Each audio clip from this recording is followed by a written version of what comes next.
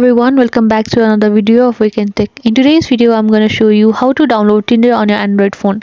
Keep watching the video till the end to figure it out, and don't forget to subscribe to our channel and hit the bell icon so that you never miss any updates from us.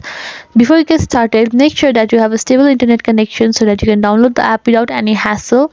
Without any further delay, let's carry on with the video. Firstly, open up the Play Store app on your phone. Once the main tab has opened, click on the search bar at the top. Here, write in Tinder, and then once you're done with the writing, click on the search button at the bottom right corner of your keyboard. Once this page has appeared, click on the Tinder icon. In this page, click on the install button. The downloading process has now started, and all you have to do is wait. Once the downloading percentage hits 100, the app will be successfully downloaded.